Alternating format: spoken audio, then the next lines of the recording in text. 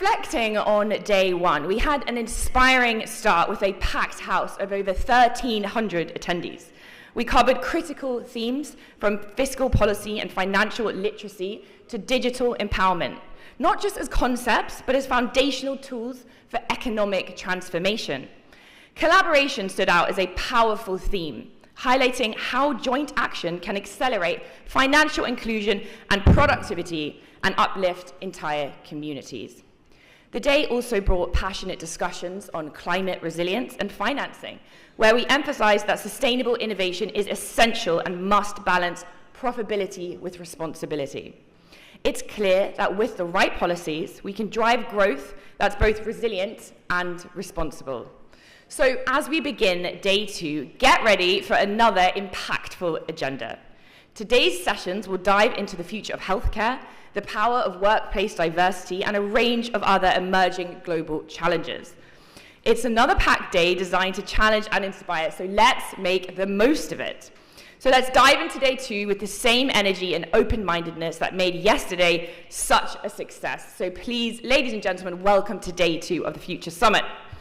Today, we will be starting with some wonderful addresses by some international speakers. So I would like to welcome on stage Konstantin Makarov, who is the Senior Executive Officer of StratLink, Middle East and Africa, Paul Kaiser, co-founder and CEO of the Talent Games and founder and CEO of Engaged Consulting. Please come and join me on stage and sit on the stage for your addresses. Stephanie Koutsoukis, who is the CEO and co-founder of Fresh Solutions AI, and Chun Wee. Can we all welcome them on stage, and we'll inviting you up individually for your addresses. Give them a round of applause, ladies and gentlemen. Thank you very much. So first up today, I would like to welcome to the podium Konstantin Makarov, who is the Senior Executive Officer of StratLink, Middle East and Africa. Ladies and gentlemen, round of applause. Thank you, Jules. Assalamu alaikum. Always a pleasure to be here. Asfar, thank you for the invitation. I've been coming to Pakistan now for about 8 years, and it's always exciting to be back. So the topic we're going to discuss today is not an easy one. We're talking about emerging issues and challenges that are affecting not just Pakistan, but I would say the global South in general. And if you will just entertain me, I'll go through about 6 different points that I'll make, and I would be happy to take any questions if there are any at the end. So again, a pleasure to be here today to discuss emerging issues facing Pakistan, and I would say the global South in general. This is one of the most dynamic and promising emerging markets. While Pakistan undoubtedly faces unique and complex challenges, these issues also present remarkable opportunities for growth, transformation, and progress. Addressing these issues and challenges effectively will allow Pakistan to harness its full potential and create a much brighter future. One of the first challenges I'd like to discuss is something that has been a theme over the last 24 hours, and yesterday for sure, is a demographic dividend and the economic opportunity that it could bring. One of Pakistan's most promising assets is its young and growing population. Well, with a population of over 240 million people, more than 60% of whom are under 30. I think it's a critical point to think about, that 60% of the country is under 30 years of age. Pakistan has a demographic advantage that many nations can only dream of. If supported by targeted investments in education, vocational training, and job creation, this youthful population could be a driving force for economic growth and innovation. However, capitalizing on this demographic dividend is a challenge that requires urgent action. The need for a highly skilled workforce tailored to the demands of a rapidly evolving global economy is pressing. With the right policies in place, Pakistan has the opportunity to transform its workforce into one of its most powerful economic engines, positioning the country as a competitive force in the global marketplace. I think the main point of that is to really not sit on your laurels. I think having a young population could be a blessing, but unless that young population is properly directed and given the opportunities to occupy their time, we know what the challenges that could bring. The second point is digital transformation as a catalyst for growth. Pakistan's digital transformation is underway, and the pace is very exciting. Rapid smartphone adoption and increasing internet connectivity are not just trends. They are laying the foundation for a thriving digital economy. The burgeoning tech startup ecosystem, particularly in fintech, e-commerce, and health tech, is creating pathways for economic inclusion, attracting investment, and opening new doors for entrepreneurs. Yet, realizing a full potential of digital transformation will require overcoming barriers such as rural broadband limitations and evolving regulatory frameworks. By bridging the digital divide and establishing strong data privacy and cybersecurity standards, Pakistan can create a fertile environment for digital growth that benefits all its citizens. With these foundations in place, Pakistan can set itself apart as a leader in digital innovation within the region, not just locally. Next will be climate resilience and energy interdependence. Climate change presents a significant challenge to Pakistan, but also offers a chance to build resilience and innovate in sustainable energy. Ranked among countries most affected by climate-related disasters, Pakistan's vulnerability underscores the importance of adaptive infrastructure and environmental stewardship. The floods of 2022 were a wake-up call, and Pakistan has the opportunity to respond by investing in climate-resilient infrastructure and sustainable development policies. Addressing energy insecurity is a critical part of this journey. By investing in renewable energy sources like solar, wind, and hydroelectric power, Pakistan can reduce its reliance on fossil fuels, protecting itself from global price fluctuations, and make strides towards energy independence. Embracing renewables not only helps mitigate climate risks, but also sets Pakistan on a path towards sustainable and long-term growth. Geopolitical stability as a foundation for economic growth.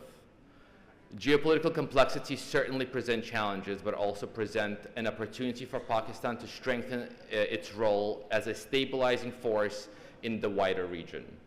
Navigating a relationship with neighboring countries requires diplomacy, but also presents an opportunity for Pakistan to position itself as a bridge between the regions. A stable geopolitical environment will foster investor confidence and support robust trade relations that can benefit the entire region. Moreover, managing the economic impact of global monetary policies can strengthen Pakistan's economic resilience. By proactively addressing inflation and currency stability, Pakistan can bolster its economic foundations, which would be a defense against external pressures, but also sign of a mature and adaptive economy. Human capital development and educational innovation. Pakistan's young populations presents a unique chance to transform its future by investing in human capital. While education, access, and quality remain an area of improvement, there is tremendous potential to drive reform. Enhancing STEM education, digital literacy, and technical training can equip Pakistan's youth with the skills they need to thrive in a competitive global markets. Additionally, efforts to promote gender equality in education and the workforce are essential to unlocking Pakistan's full potential. By enabling more women to participate in the economy, Pakistan can not only boost productivity, but also foster inclusive growth. The path to success in this area may be challenging, but the rewards of a well-educated, highly skilled workforce will empower Pakistan's for generations to come. Building sustainable partnerships with global investors. This is a part that's near and dear to my heart as a global investor and as someone who has been investing in the country for the last 8 years. Pakistan's growth journey is one that global stakeholders can play a significant role in supporting. International investors, development agencies, and organizations bring expertise, capital, and resources that can accelerate Pakistan's progress. However, sustainable, mutual beneficial partnerships are key. By collaborating with local businesses and communities, investors can help Pakistan achieve equitable growth that benefits all segments of its society. With the right approach, international partnerships can transform Pakistan into a high-growth market that attracts consistent investment. As Pakistan continues to open its doors to global investors, there is an opportunity to shape these partnerships in ways that prioritize sustainable development and long-term stability. In conclusion, Pakistan's emerging challenges, while significant, also present a wealth of opportunity. With strategic investment in human capital, digital transformation, climate resilience, and sustainable energy, Pakistan can lay the groundwork for a prosperous and resilient future. Collaboration between domestic and international stakeholders will be vital to achieving this vision, and every step forward brings Pakistan closer to realizing its full potential. Emerging markets like Pakistan are not only essential participants, but have the potential to become leaders in the global economy. With the right vision and dedication to inclusive growth, Pakistan can inspire a new wave of economic progress that benefits its people, the region, and likely the world. I'll conclude there, and I think it's important to review some elements that we discussed. I think the main themes of my conversation are really centered around resiliency. We're at a precipice in the world, not only in Pakistan, but I would say in the global south. I was born and raised in the Soviet Union. I'm very familiar with stability and lack of stability, as well as economic reform. I think the focus really should be on resiliency and building that human capital to withstand any tests, but also to invest into a brighter future. Thank you very much for your time.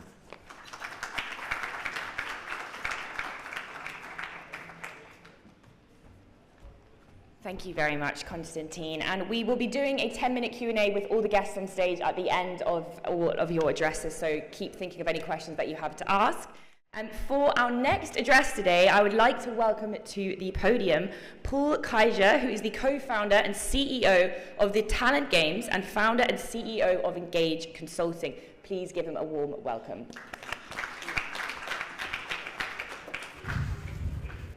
Thank you. Can I get my slide on the screen? That will be awesome. Yeah, perfect. Well, first of all, thank you, Asfer, for inviting me to the Future Summit. Yesterday and today, it is clear that we think that is the #1 corporate event in Pakistan, and thank you for making me part of that. And thank you for allowing me to share this podium with quite some speakers. Today, I'm going to talk about how we've moved as Pakistan from local champions to global leaders. Because if you look over the 2 decades that I've been part of this country, I've seen a massive transformation of Pakistani leadership. And although we're often focused on today, and of course the concept of the summit is around the future, if you zoom out and look at what has happened in corporate Pakistan over the last 20 years, you will see a tremendous transformation. Because 2 decades ago, if you were an ambitious professional,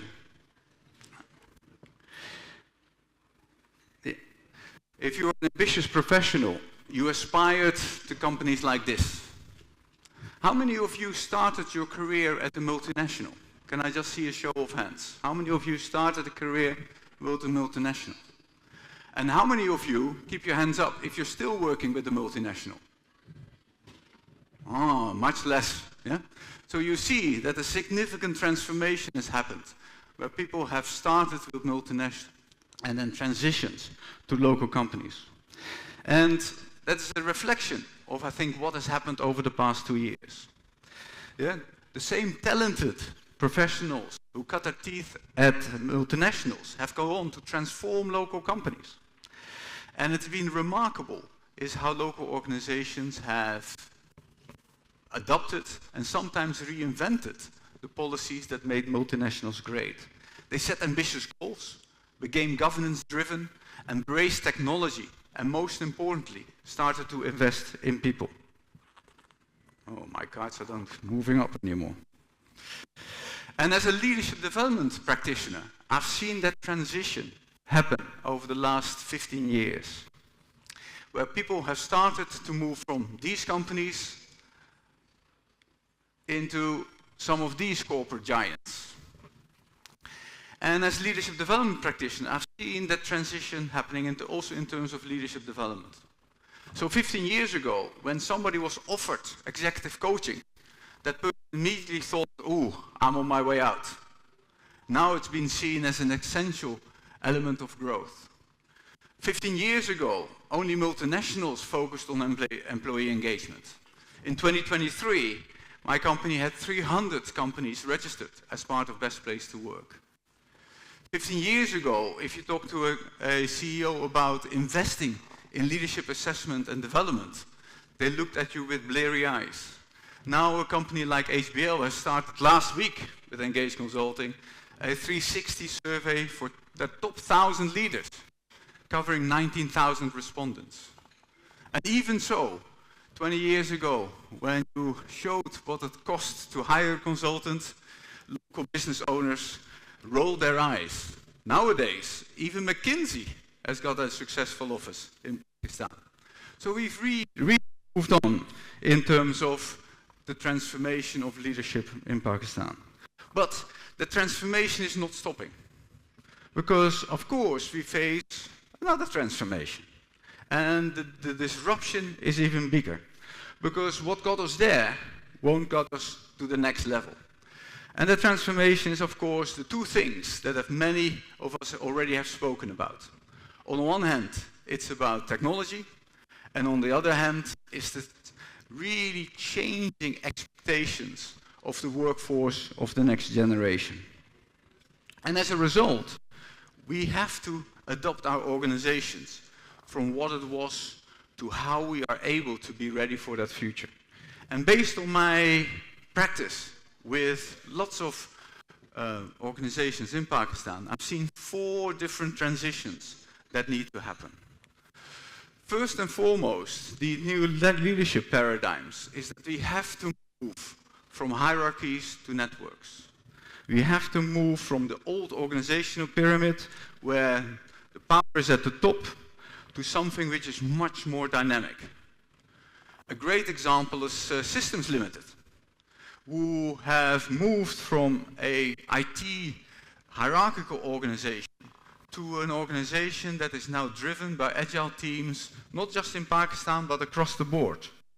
And if you see at the results of Systems, they're now probably the largest, they are certainly the largest IT company in Pakistan, and they've certainly also significantly grown globally, competing with the Tatas of this world and the Infosys of this world. The second one that you have to do as a leader is to transition the organization from controlling to empowering. In this way, it's where in the past it was all about how do we make sure is that we keep control through the hierarchies that we have.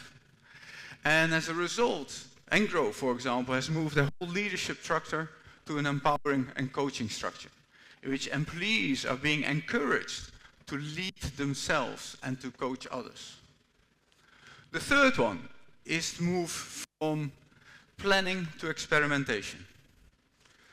Most of us were used and were proud of our 5-year strategic plans. That will not longer work. Yeah?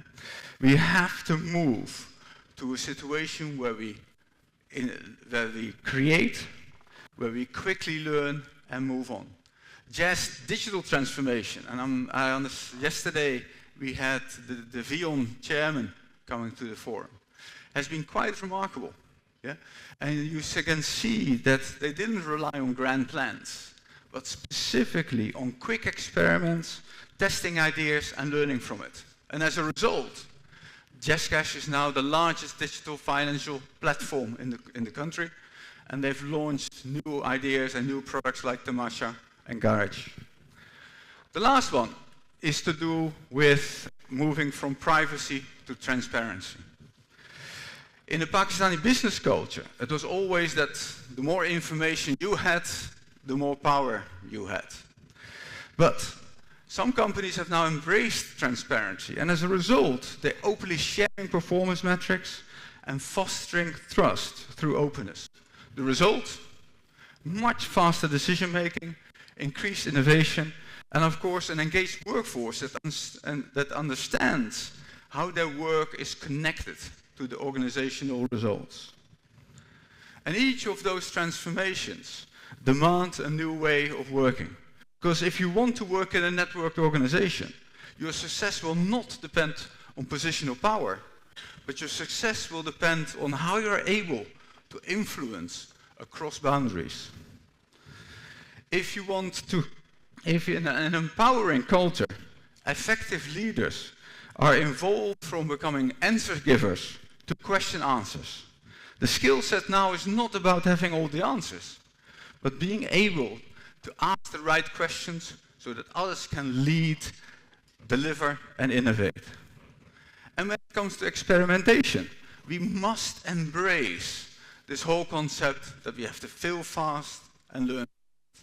We can't get stuck in the problems that we had in the past. And similar, if we want transparency and openness, we have to be willing to lead with clarity, openness, and sometimes vulnerability. So as we look towards the future, these two massive changes are happening. On the one hand, you've got how AI is going to transform leadership development, and on the other hand, you have these workforce expectations that's going to change. Show of hands. How many of you in the last few days have asked ChatGPT for leadership advice? Oh, that's very few. We have some work to do. How many of you have asked your Generation Z employees for some leadership advice? Oh, many more. I love that. Yeah? So, yes, we will have to change how we grow as leaders and how we develop as leaders. We have to move from static development to AI-powered leadership. And we have to move from fixed career paths to dynamic career paths. And in doing so, we will have 4 dualities that we have to manage. On the one hand, we have to create leadership development plans that are personalized. I gave you the HBL example in which 1,000 leaders are now going through a 360, getting feedback, and as a result, they get customized, personalized, real-time development plans. So at the beginning, you start with small pilots. At the same time, you have to make sure that they're scalable. The second one is you have to be able to combine the digital part with the human part. So you can do the simple stuff, the routine stuff, through technology, and the more important elements through human interaction. You have to be data-driven, yet emotionally intelligent. You can use data for insights, and you can use it as a starting point, but never as an endpoint. And you have to use your experience to utilize that data in the right manner. And lastly, you have to make sure that it is future-focused, but at the same time that you can deliver quick wins. So leadership, how we're going to develop ourselves as leaders in the future, have to be able to integrate those contradictions into one. But what I've seen is that the most successful leaders in ability to grow don't see these elements as contradictions. They see them actually as complementary forces that, when managed well, can create something more powerful than each in the element. And I challenge you to embrace these dualities, not as obstacles, but as opportunities for you to refine leadership into the future. Final thought. In doing so, in you continue to grow and adapt to these challenges that we're talking about, you will be able to drive economic growth. Economic growth that lifts our country and hopefully positions Pakistan on the global stage. By transforming, by having taken over the multinationals, we now have a next step to make, that we have to become multinationals. And when we become multinationals, we can then hopefully stop the brain drain of Pakistani talent leaving the country and creating leadership opportunities for everybody right here in Karachi and maybe a few other cities as well. Thank you very much.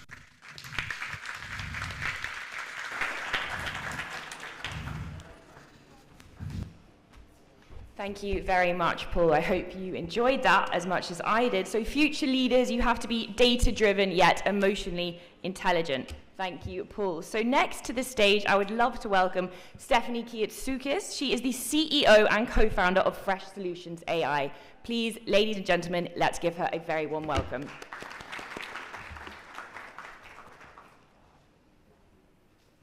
So, good morning, everyone. I'm going to be talking about the future of innovation. And while we're waiting for my slide deck to show up, I would like to ask the audience here, who in here has been involved in innovation projects recently? That's quite a few. So, innovation today is more important than ever. It's needless to say that clearly innovation will create prosperity and drive, a prosperous workforce within organization and a country. But we are also all facing global challenges, such as sustainability challenges, social challenges, other challenges that can't be resolved with the same ways of doing things as we did in the past. We have to change how we approach those projects. That requires innovation. So in order to move into the next era, innovation is going to be key. At the same time, we see there is a huge or a very, very fast pace of change.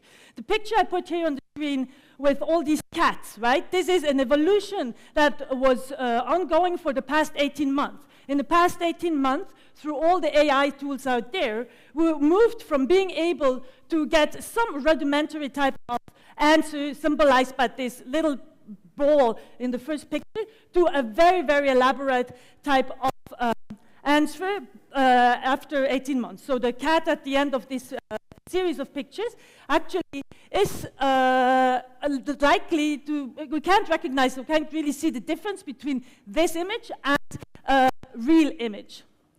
At the same time, we also see that consumers, with all the changes that are happening, have rising expectation. Paul talked about personalization. Clearly, everyone out there wants to have personalized solutions, even more so now. And not only in commercial goods like Nike or shoes as Nike produces, but also in medicine and other types of more important applications. So innovation is needed today. And, but what type of innovation? If we look at the development over the past few years, here are the... Oh.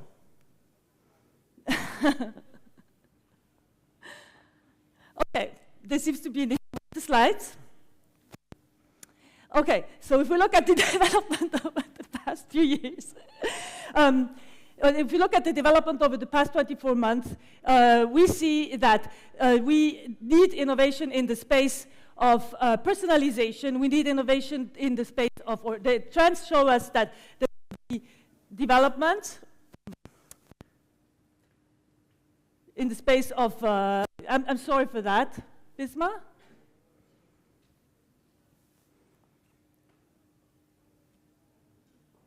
One minute.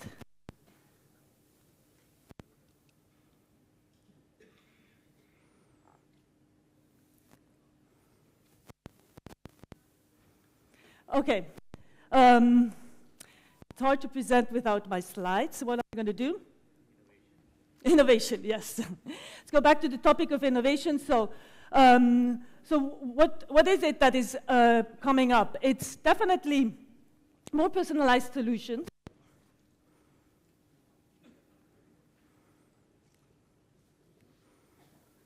Okay, so the tools out there will allow us to improve productivity, but we also see a whole trend moving in towards autonomous solutions driven by AI.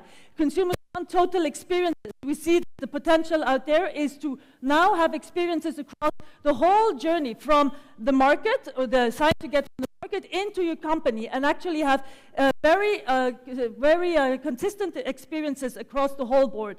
And what we also see is that data security, cybersecurity, and privacy have become more important, and even technology is emerging in that space.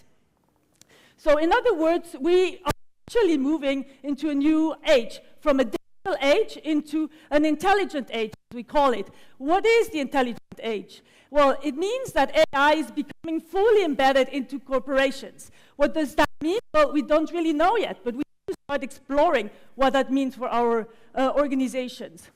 Because data connectivity and AI capabilities start to merge. The companies out there have been able to gather a lot of information in the past few years. Now, we didn't know how to make use of them, but now all the AIs out there, suddenly the information become insights and transform how we do things. At the same time, while we're talking about autonomous organizations and autonomous ways of working, well, what is the role of the human? Humans still still required in this whole process, because we see that, well, the AI will do a certain job well, but it will be based on how the humans train it, how the humans make sense of it. And what's more needed than ever is critical thinking nowadays.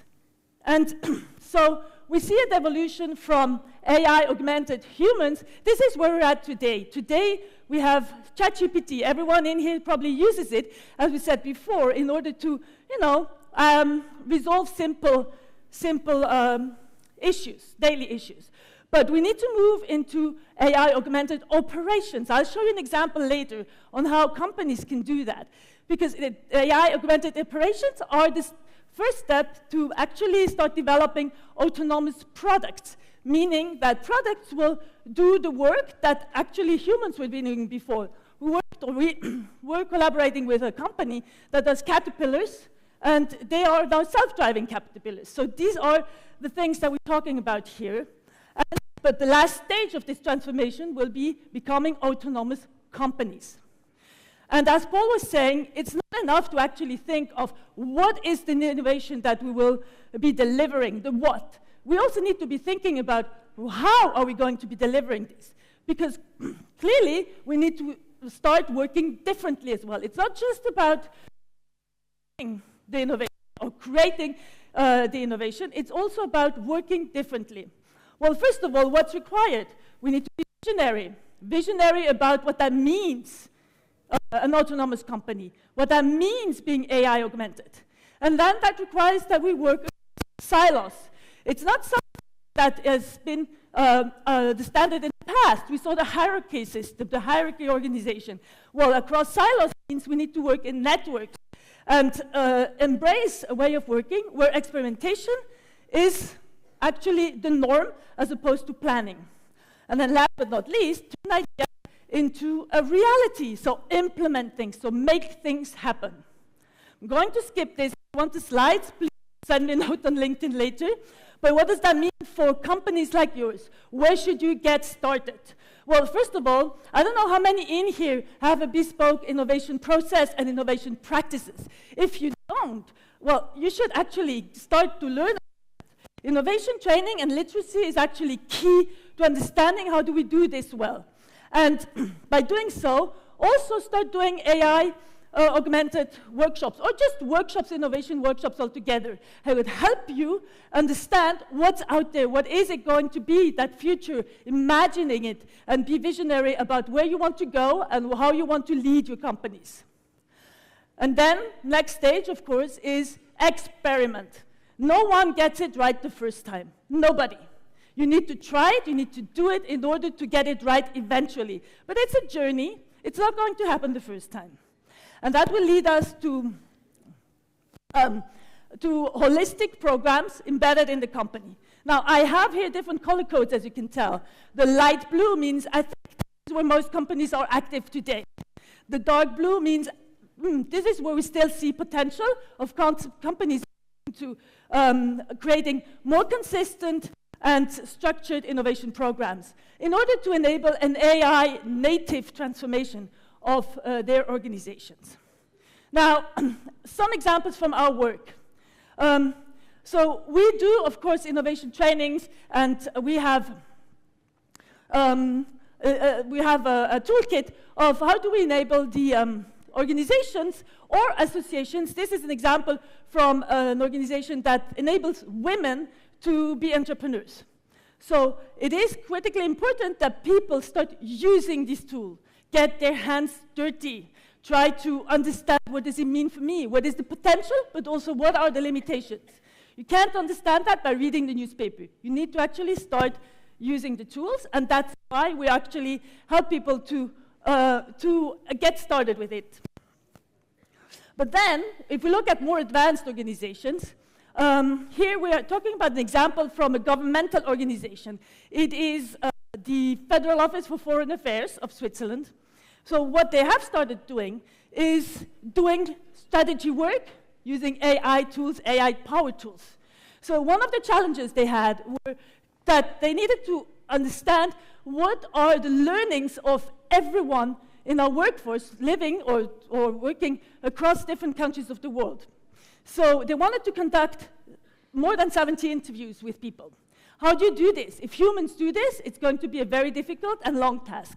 So we created tools for them to leverage those insights and learnings through AI-augmented interviews. And then you have a problem, because then you have too much information. How is a human going to process it? So the next stage is actually using AI again to understand and make sense of all the content out there. Next example is, as Paul was talking about leadership, well, we need to create the enablers of innovation. Enablers of innovation are organizational system, but also leaders. Leaders out there have a tremendous power or stifling innovation or making it happen. But they need to also know, how do I behave? What's required from me? So organizations out there, and this is from the Federal Office of Public Health, they have been conducting, using AI tools that we developed in order to upskill their leaders in how do they innovate better, how do they lead their organization or their teams better in order to make them fit for the future. So what does that mean for Pakistani business? Well, my recommendation is, as always, well, start small within your current operations. You can't aim for the big transformation at once. You have to start somewhere, and that's where you are at today. But by fostering a culture of continuous learning and failing and experimentation, well, you will learn what works, what is right for me, what isn't right for me and for my organization, and that will take you to the next stage.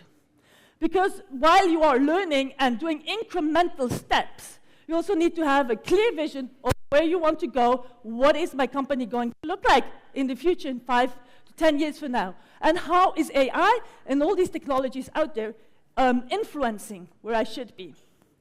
But it's not just about technology. It is, of course, about the operating model, and when I use the word operating models, it means the enablers, like leaders, like the organizational structure, like even infrastructure that is required. So you need to think about that as well. And then, while today we have general tools that will help us accomplish certain tasks like ChatGPT, in the future you will need more specific tools that will support you in very specific workflows and processes. Okay, with this, thank you very much for your attention, and if you like, feel free to get connected.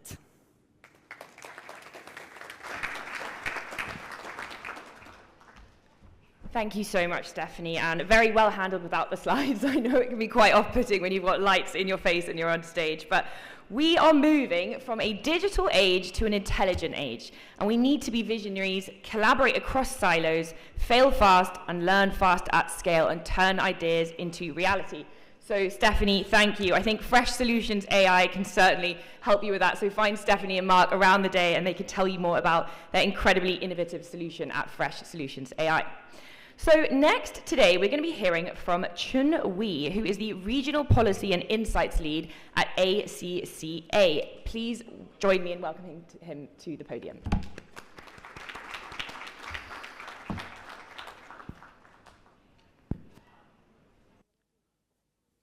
Thank you very much. Am I on? Thank you very much, and a very good morning, everyone. So I'm waiting for the slide to come on. Yes, there it is. I come from Singapore, and I have 3 kids, which in Singapore is slightly above average, so sometimes I get a bit embarrassed about that number, but I know that the average here is way more than that, like 3 or 4, so I feel very comfortable here. 2 of my kids are above 2 years old, and they recently very politely informed my wife and I that they do not intend to have children of their own, which is a bit of a bummer, quite disappointing. We love kids, and we were looking forward to becoming you know, the irresponsible grandparents. You know, you play with the kids, you spoil them rotten, but you don't really have to care about the consequences because discipline is the responsibility of the parents, not the grandparents. So it's slightly disappointing. And our youngest is in his teens, and he told us more than one time that he is not motivated to invest too much into his study because, you know, in his own words, why put in so much effort for a future that may not even come? In a TED Talk that was broadcast last year, the data scientist and also author of the book, Not the End of the World, and her name is Hannah Ritchie. She started her TED Talk by painting quite a distressing picture. According to a study of international young people, so young people from around the world, more than half think that humanity is doomed. 3/4 are afraid of the future. They find it frightening.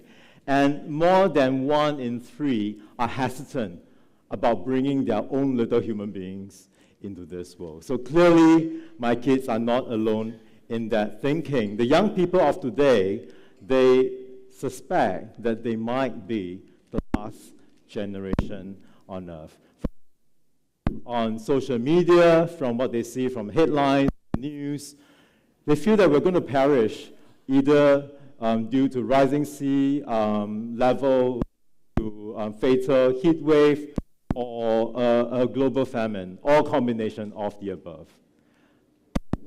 But in her TED Talk, Hannah was not all doom and gloom. In fact, she spent the rest of her talk painting quite a hopeful picture. Instead of being the last generation on Earth, Hannah suggested that maybe we can be the first sustainable generation ever.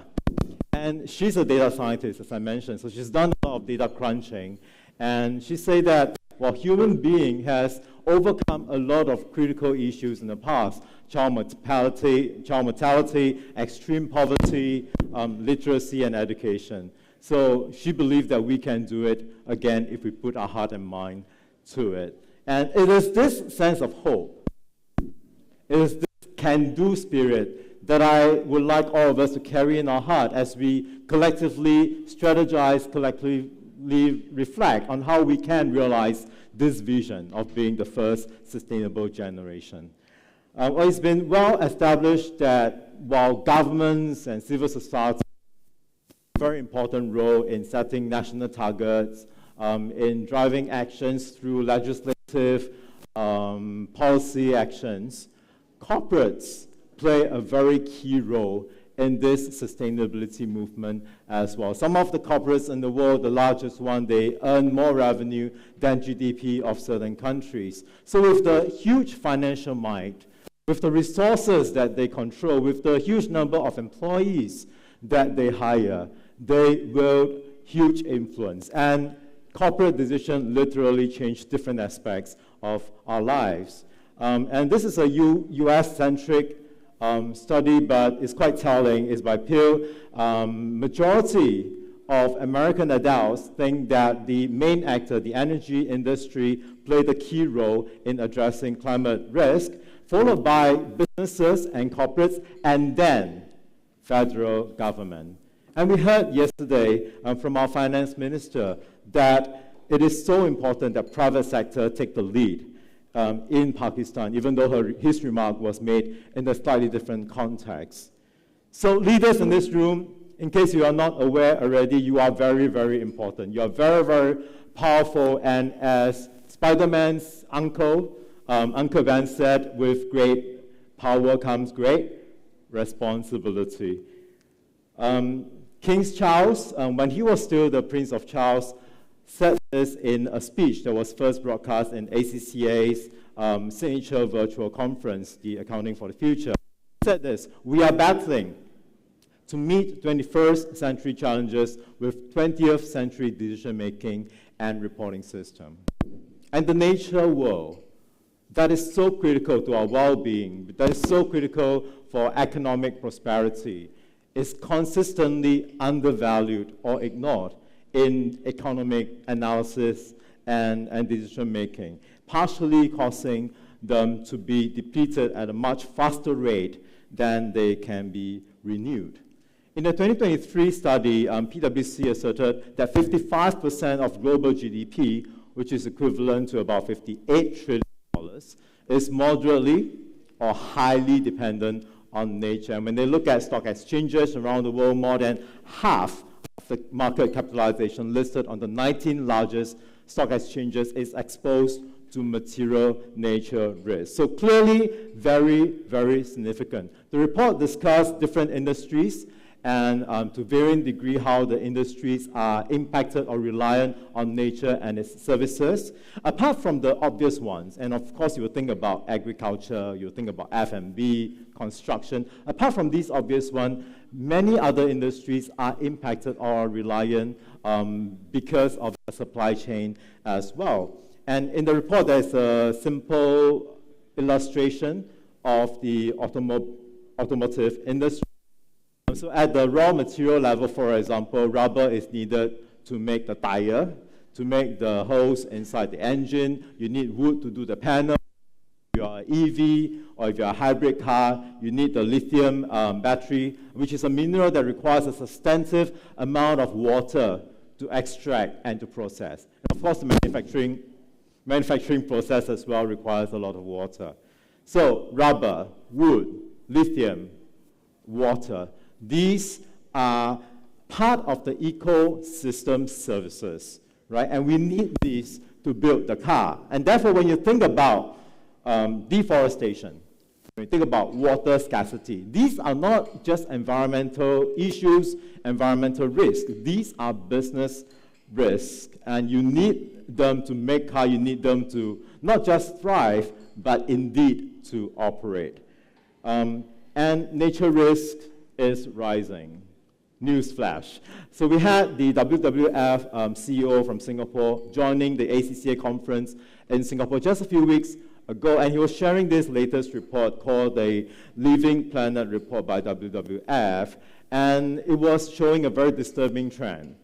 From 1970, when they started tracking about 20,000 ecosystems across the world, and up to 2020, a few years ago, the loss of biodiversity is to the tune of 73%. Climate risk as well, climate crisis, this has been extensively discussed, very well documented.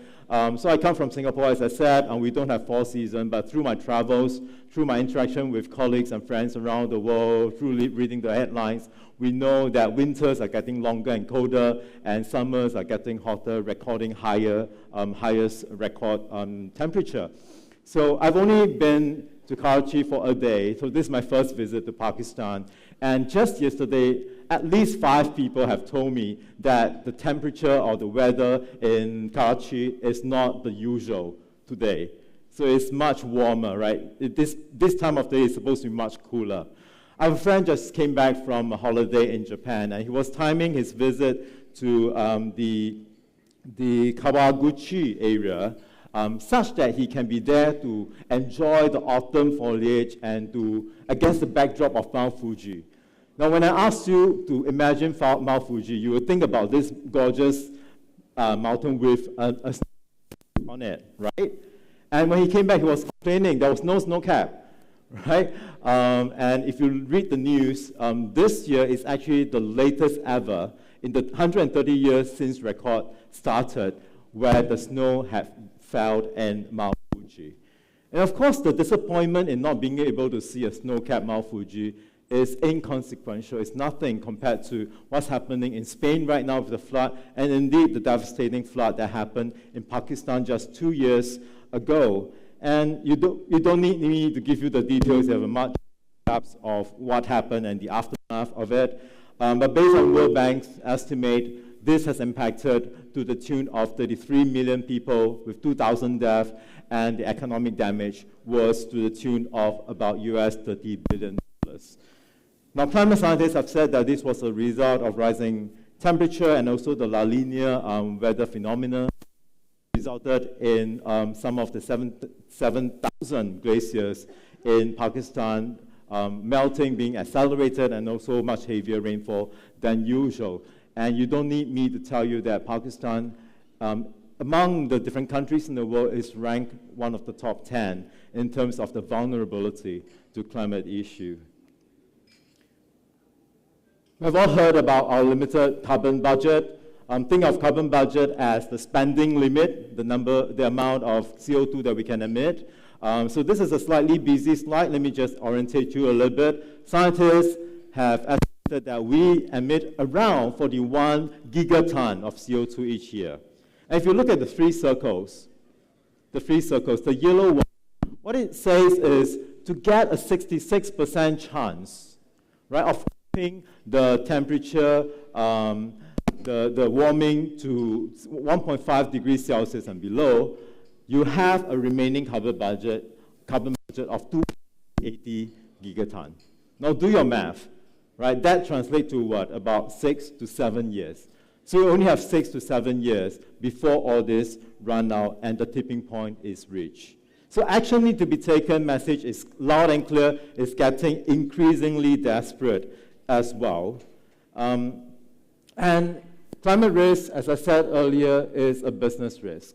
It is a business risk. And if you look at it, and it's typically put into two buckets, fiscal risk and transition risk. So from the business perspective, fiscal risk, and think about the flood that we talk about. If you have a factory that is there, it's going to affect your property planning. Are not going to survive the flooding, right? And it's going to affect your supply chain. It's going to affect the health of your employees. Transition risk is slightly more nuanced. It is about how, as the whole move towards a more carbon-friendly, carbon-neutral economy, where governments are start putting in different legislation, different policy intervention, then you're going to have impact, right? So the old business model, if you're especially a carbon-intensive business, you're going to have a very costly disruption to your operation. Think of carbon tax, right, for example, and think of the consumer's expectation. So this is a big risk that everyone needs to start strategizing. Now, every coin has two sides to it, right? So if every risk comes, opportunities. But opportunities will only present itself to companies that are bold in tearing down the old and restarting the new. So what's happening in the boardroom then? So I've observed quite a number of board discussion. I'm in some boards myself. Boardroom discussion tends to be more tactical. I don't know about what your observation is, than strategic. And that is understandable because a lot of very urgent things are happening at the same time.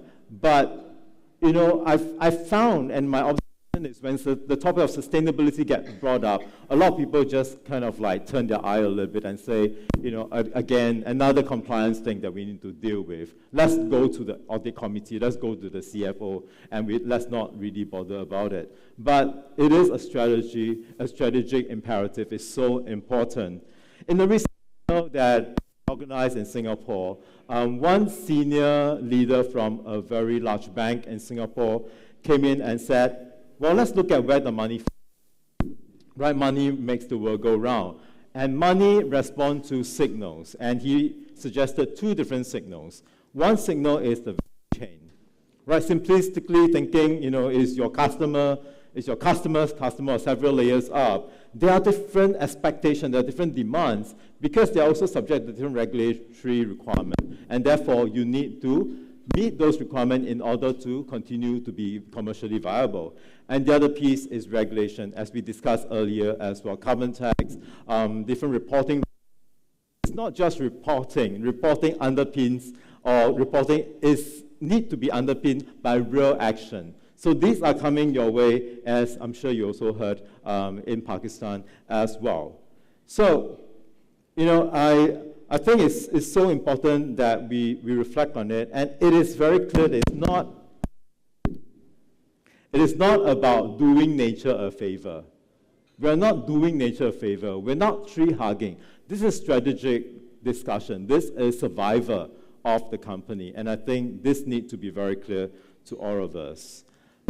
The report that ACCA released as part of COP28 last year, we asked accountants from around the world whether they are ready.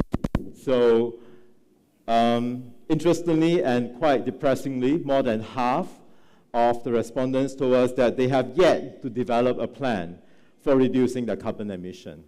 And what's worse, 70% of those people, they either do not have a plan or do not have a fixed timeline to developing one. So, this is reflective of what's happening in business. And again, it's a slight wake-up call for everyone. It's always easier to look at what other people are doing. So this is a report that just released last month, actually, by ACCA. It's about navigating nature-related reporting. And we actually captured some examples of early adoption of the TNFD, Task Force for Nature-Related Financial Disclosure. These are some examples of the targets that they have set, and I thought this is a good reference point for all of us. It's not a matter of copy and paste, obviously.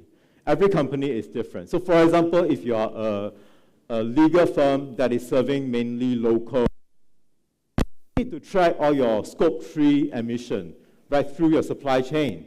Probably not very relevant and not very important, but if you're a manufacturing company that is grabbing raw material and WIP from different suppliers, then Scope 3 emission is clearly very, very critical for you. So you need to think about your company and do the right thing.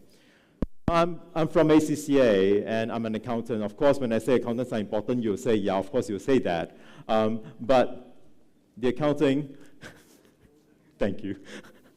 The accounting profession, this is mentioned by Mark Carney, the ex-governor of the Bank of England.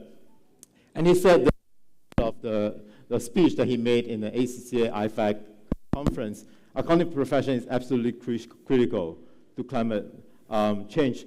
And it's not just about the numbers. You need to do the crunching, you need to track the numbers. But at the same time, it's about the governance, it's about the strategy, it's about planning, which I'm sure all of us are very familiar with. So I'm going to just skip through some of this, and I want to tell one last story before I wrap up. I just want to also show that we have a lot of professional insights work that you can get and talks about different things around green budgeting, around how the toolkits for SMEs, for example, that you can leverage on. And we train our accountants so that they're ready. So they are already trained on S1 and S2, and also the assurance standards. And also we have a new professional diploma that's come out with different certificates. Pick and choose and do it if you want to. Right? So I just want to tell the story given, I think just yesterday, the biggest news is about the US election. And, this was from 2008 when Obama and McCain were vying against each other. And this is a story that was reported in Wall Street Journal. And it's about a conversation between a father and a son. Right? So this father was asking the son in California, so if you get to vote, my son, who would you vote for? Is it Obama or McCain? And the son said, no, I won't vote for either of them. I'm going to vote for Arnold Schwarzenegger. And the father was slightly amused. He was like, oh, what does he know about the financial meltdown? What does he know about the geopolitical situation that we're facing today? And the son said, well, he may not know so much about those things, I'm not sure, but I know as a matter of fact that as the governor of California, he has done so much to clean up our water, our soil, the air, and if he becomes the president of America, he's going to do the same for the whole country. And that, when I'm your age, this is going to be my problem. And the article ended saying, leaders of the world, listen up. This is your customer of the future. So linked to a little bit of the customer, the young people, they have the ambition and they have different perception. So again, for your company to thrive, for your employee to attract the best talent into your company, you need to really think about this as well. So with that, let me end off my presentation. Thank you so much for your kind attention. Cheers.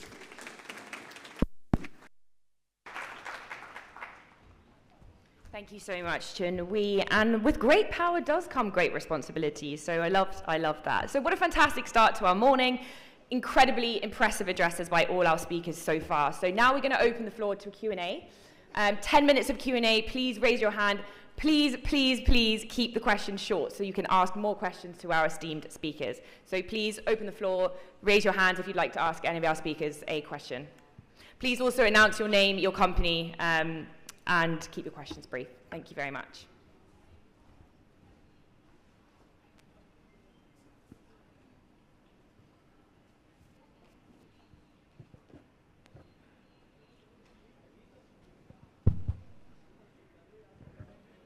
Morning. My name is Amjad. I'm from PSO. I just wanted to know about the future challenges that we are facing in terms of leadership and in terms of skills that would be required for the future workforce that is coming into the company. Like now we've got the generative AI and all those things that are coming in.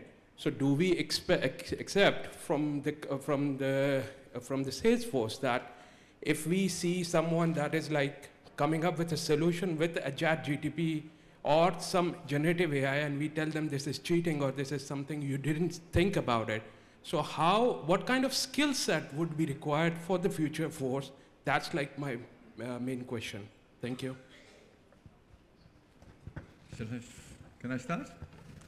Well, I think there's a number of them. But if you specifically focus on this concept of using ChatGPT, whether it's in education or your schools, your children are using it for writing their essays.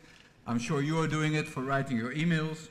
I'm sure you are doing it for brainstorming specific ideas. Is that cheating or not? I think it all comes down to this concept of as a leader of the future, you have to be able to ask the right questions. Where's the right questions of your people? Where's the right questions of your team? Or where is the right questions for ChatGPT? Just a confession. My personal productivity has increased by at least 20-fold for a $20 a month subscription. I'm using ChatGPT every single day. Part of this speech was written by ChatGPT. Do I let ChatGPT write it themselves? No. But do I ask it to augment, as my neighbor would say? Absolutely yes. Is that cheating? No bloody way. You are silly. Sorry, I was going to use another word. You are silly if you not use the facilities that is available. And if you've not been using it, you're even more silly. So, yes, it is not cheating. You're silly if you don't do it.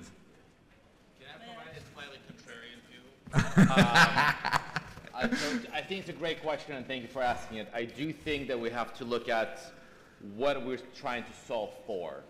And I think when we talk about leadership and executive leadership, there is definitely a case for AI, and I think we all welcome it. I think when we're talking about solutions for our country, we need to look at more foundational solutions.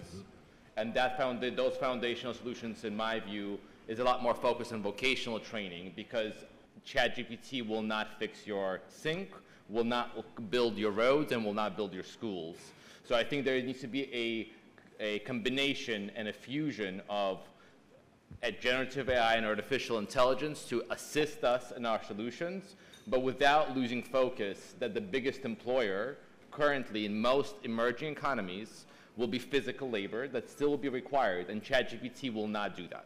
So I think we cannot lose that sight of that balance. And unfortunately, I just came from FII last week in Riyadh. There's a lot of focus and excitement about generative AI. And I feel like the youth of tomorrow is getting a bit left behind, because not everybody will be able to use it, and it will not be a net positive from an economic perspective for every single person in the world. So I think the focus on foundational skill sets is exceedingly important. Education, STEM education is exceedingly important, but not everybody is going to finish university. And again, coming from the Soviet Union, I will tell you, when you have too many engineers and too many lawyers, the foundation of society starts to fail.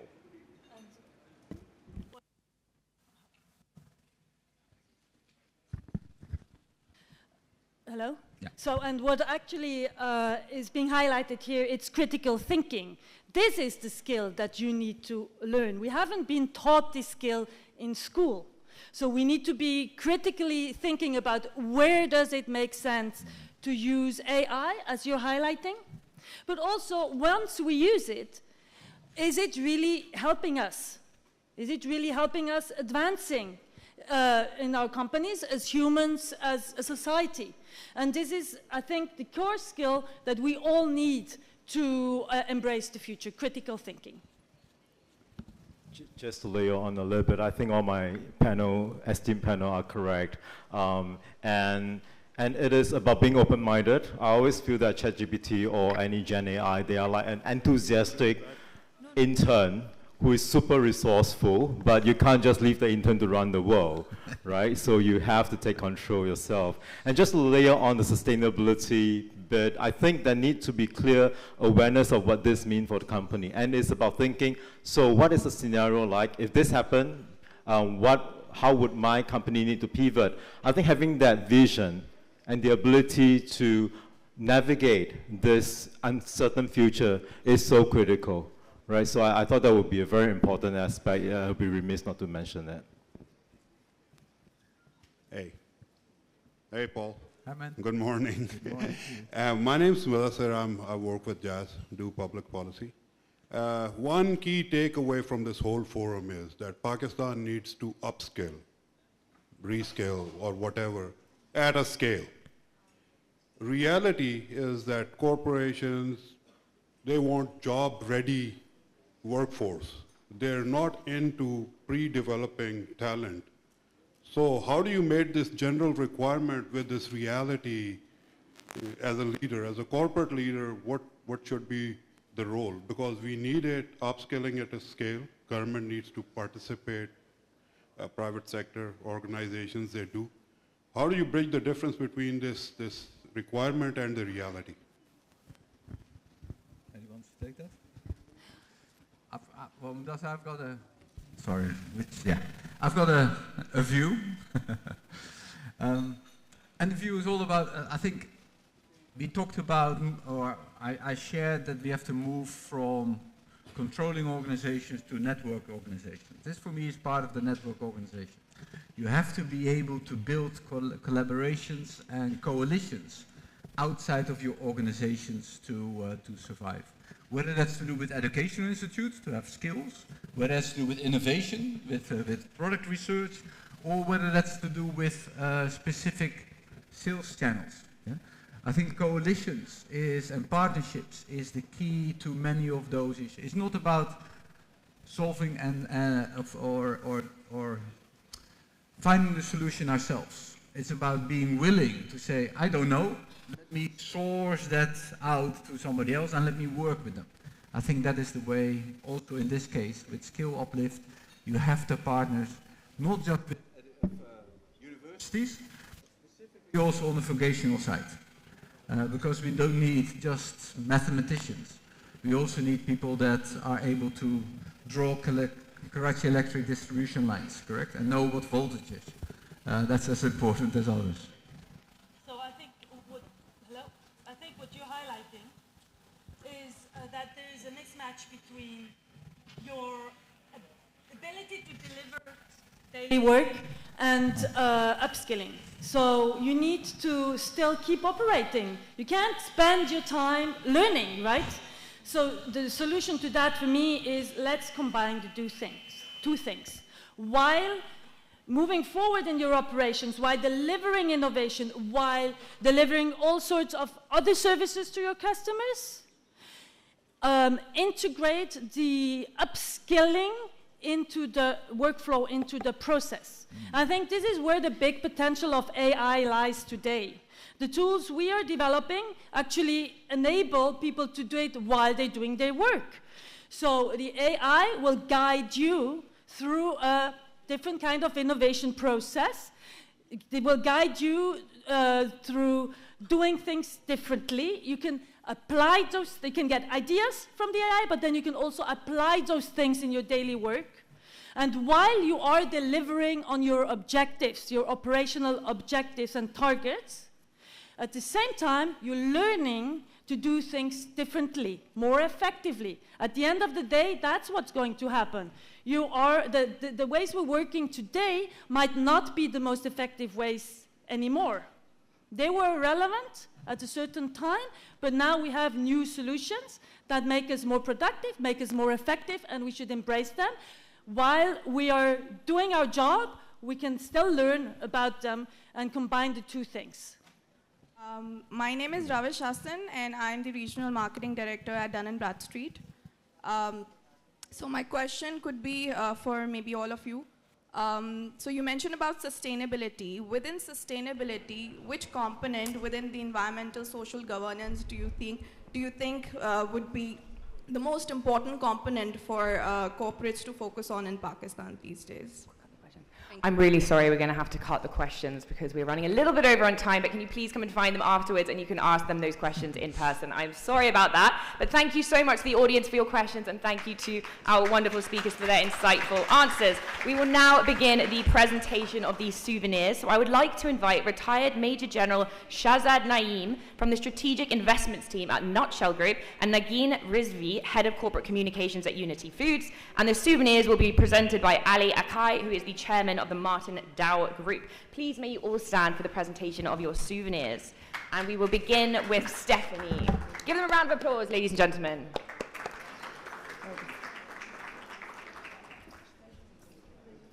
And the souvenirs are just coming, and we will begin with the presentation, and Stephanie will be first. Yep. Okay, so please could we present Stephanie, ladies and gentlemen. Thank you for being here. Let's give Stephanie her souvenir.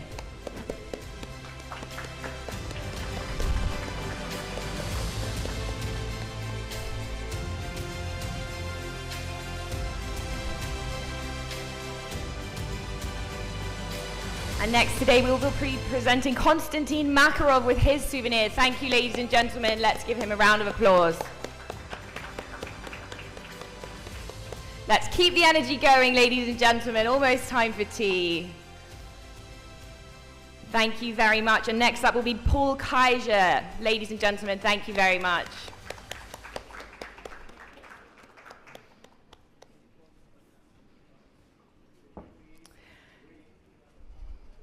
And last but not least, we have Chun Wee. Ladies and gentlemen, round of applause.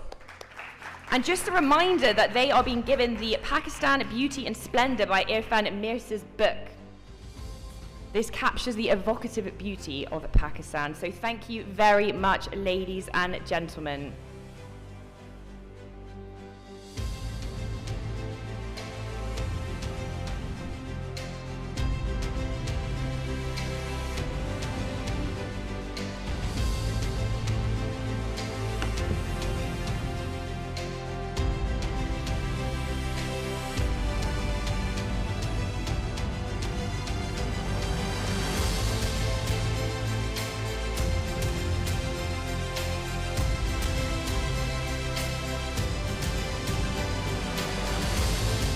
Okay, thank you, esteemed speakers.